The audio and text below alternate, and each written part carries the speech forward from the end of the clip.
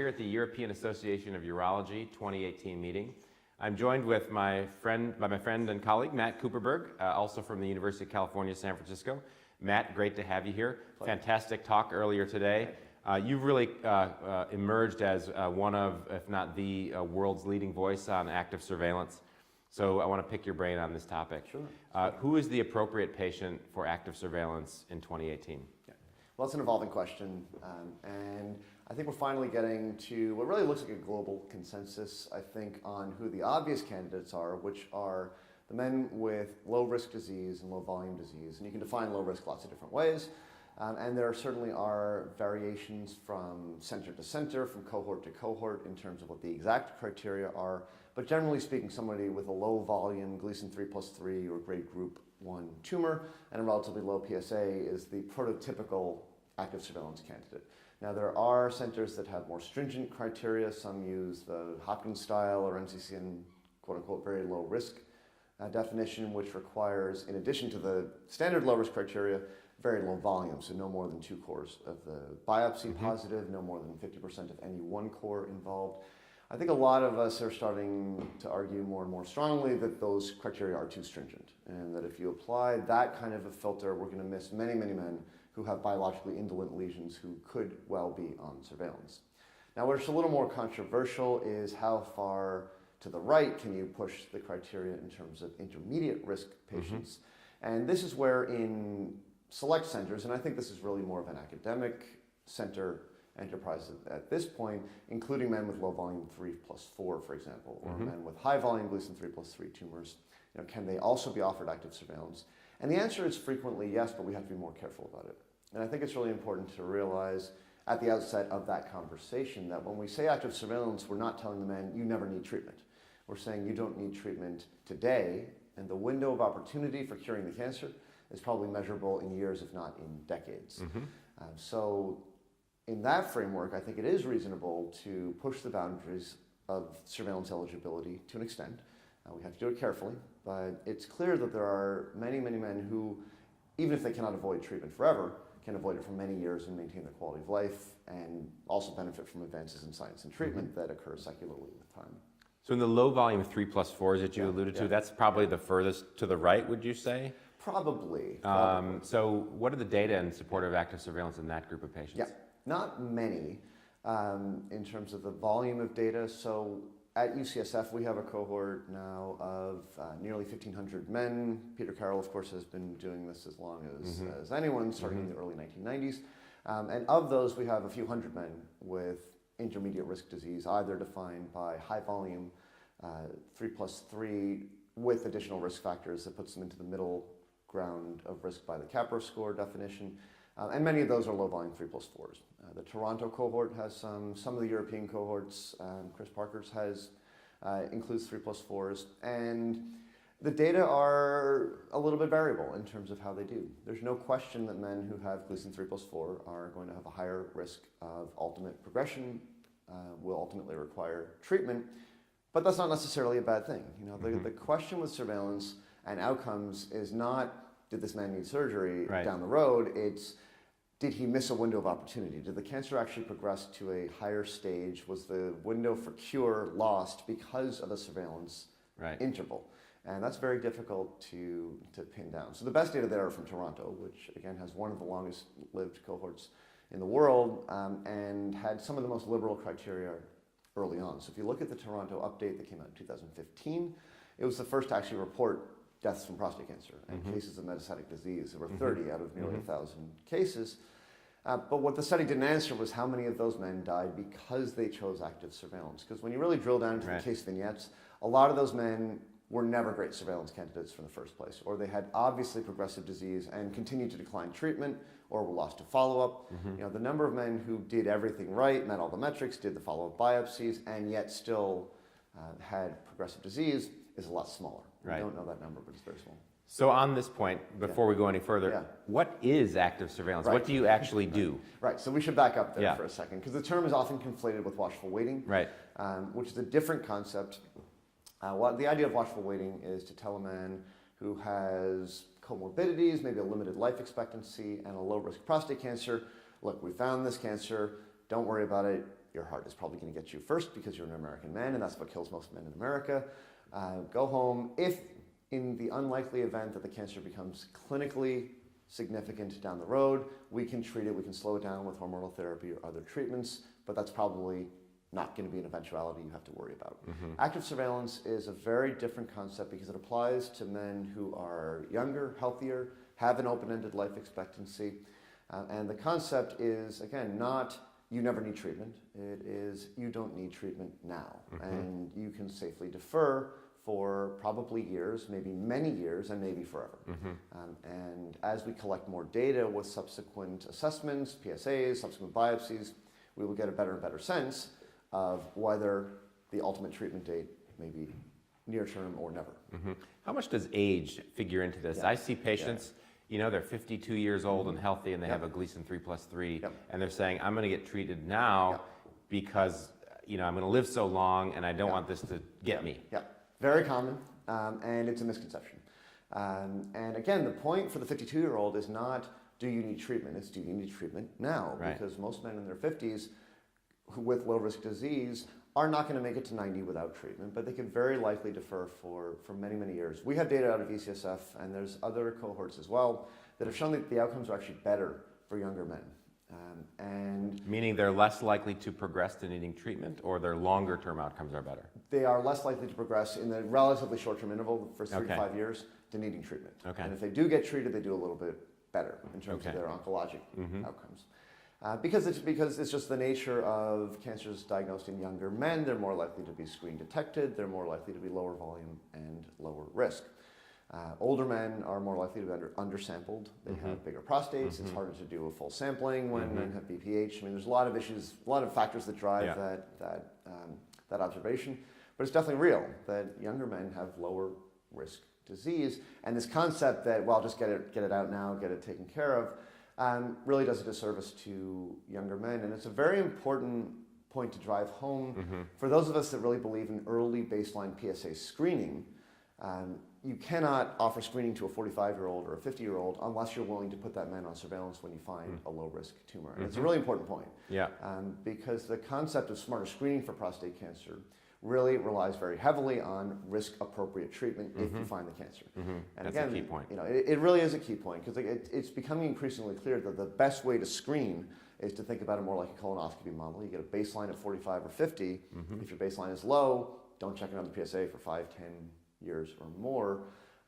You may find a high-risk cancer early, and it's important to find those early, but of course we may find low-grade disease. And if we find that in the 50-year-old, we have to be willing to surveil it. So big key point at this meeting and others is that biomarkers and imaging are rapidly evolving in the field, particularly in my world of advanced disease. How are biomarkers, genomics, and that driving research and decision-making in the active surveillance setting? Two different questions: how it's driving research and how it's driving decision-making. You know, we've, as you know, at UCSF, we've been doing a lot of biomarker research for a number of years now. And the idea here is really trying to do better than what we can do with the clinical parameters in predicting outcomes. Now, part of the challenge here is we actually do a pretty good job with the clinical parameters. If you look at something like the Kappa score or similar multivariable models that can be expressed as nomograms, the accuracy is about 80% in predicting clinical long-term outcomes. And that's just stage grade PSA, number of cores positive. We can do even better by mixing in PSA density, PSA kinetics, these other parameters that are available for free today at the point of care. So making the case for adding a genomic test, adding an MRI, adding PSMA PET, and all these other novel tests, the bar is actually pretty high for them to prove that they do better. Now, the fact is, many of these tests have now shown that they do better in predicting clinical outcomes: recurrence after surgery, metastasis, mortality. None of them has been well studied in the active surveillance setting itself. So there are no studies that have really looked at a prospective or even a retrospective active surveillance cohort to try to really prove that we can do a better job selecting men for surveillance. Part of the challenge is that the endpoints in surveillance are still imperfectly defined. So, you know, how do you progress on active surveillance? Well, we find higher grade disease. Everybody says that is a progression or a reclassification. But that may just be resampling. That may not actually be bad biology. So it really takes surveillance cohorts with long-term follow-up and pretty rigorous data collection, rigorous tissue collection to try to do these studies well. And we're at that point now. So, a number of years into the biomarker story, we are now just at the point where we're starting to feel confident enough in the assays that we're going to start using these active surveillance biopsy specimens to really drill down and look at these RNA-based biomarkers. Now, as far as how they're driving clinical practice, that's a whole different question. There's a whole series of these clinical decision change studies that have been published. Most of them are pretty poor quality. They're all company sponsored. They are more or less done to get funding for the studies. But in my mind, none of them has really convincingly shown that the biomarkers are changing decisions for the better. We think they might be, but we really don't know. Now, to do that well, you need a framework along the lines of what's going on in Michigan. So Todd Morgan in Michigan has a trial called G-Minor, where they are randomizing urology practices across the state to use a post-prostatectomy biomarker, Decipher, to make decisions about adjuvant radiation therapy. And we need a similar framework in active surveillance. And that means, we need sites that are willing to be randomized. And the idea is, you're on for 3 months, off for 3 months. As a practice, we're going to use a marker in this block of time to help make decisions for surveillance. Then the next 3 months we won't. And we'll flip back and forth and see how we really change both decision recommendations, treatment recommendations, but also whether men actually have better outcomes when their treatment decisions are guided by a biomarker. So lots to learn, lots of work for you yet to be Lots done. of work. I have to ask you one other thing. I just saw an update on the finasteride prevention study. Apparently, there's a longer-term follow-up. I just saw this, and does that figure into the thinking in active surveillance at all anymore? Do people with low-grade disease go on finasteride thinking they're going to prevent progression to recurrence? Is that something that should be studied? So it's a great question. Another, there's nothing controversial in prostate cancer, right? So this is another great controversial topic in prostate cancer. I was taking two controversies and put them together. Of course. Yeah. No, and they are tightly related. So the last update that I saw was in the New England Journal about 1.5 years ago, where they looked at final overall survival endpoints, and it made no difference, right?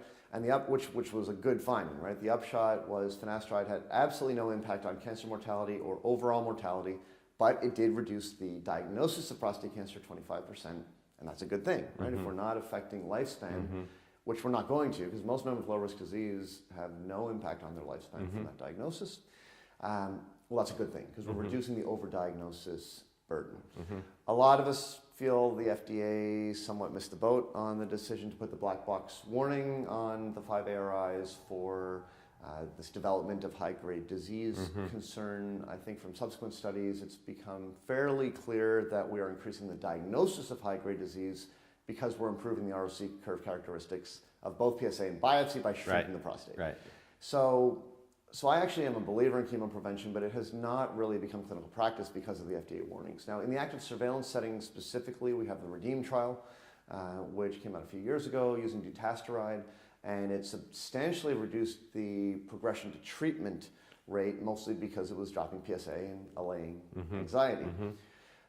Again, because of the warnings and because of the FDA, it has not really become part of standard practice in active surveillance, but we use it selectively. So for me, the good 5 ARI candidate on surveillance is a man who also has BPH, also has LUTS, also has a big prostate.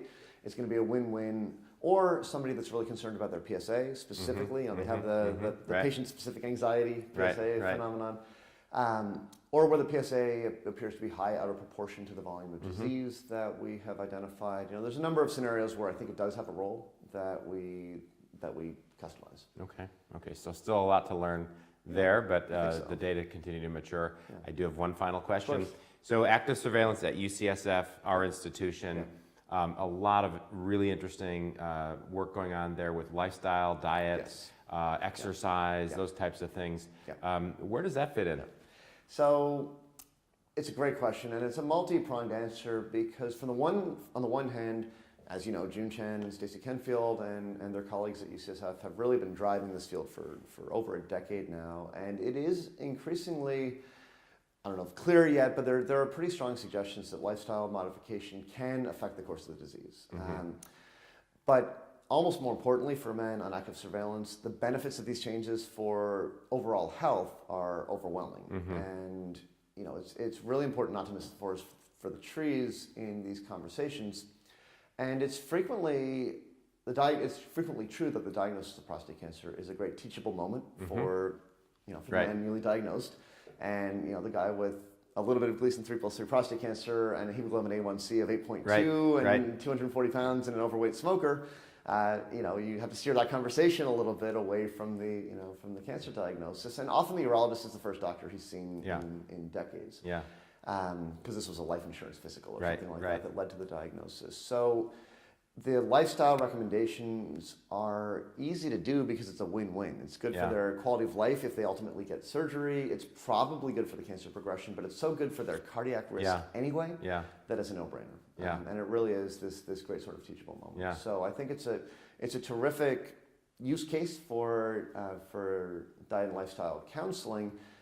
Because men that are going on to surveillance are going to be dealing with sort of the prostate cancer as a chronic disease diagnosis for many years, but it's a great chance for them to work on their cardiac and overall health. Yeah, great points. Well, I've really enjoyed talking to you. Learned a Likewise, lot, and as always. you've taught the world a lot, and I continue to look forward to working with you and hearing from you. Thanks Thank a you, lot. Matt. Thank you.